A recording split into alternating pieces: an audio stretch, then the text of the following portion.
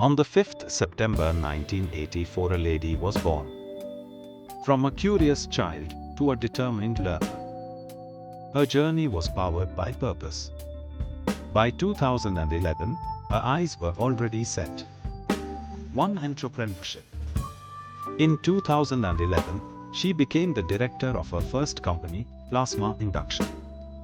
In 2018, she became the director of her second company, Esteemed Technology.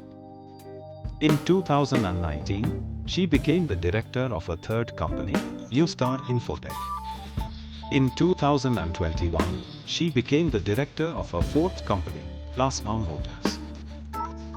4 companies, her journey proof. Happy birthday, Mrs. Nital Vavaiya.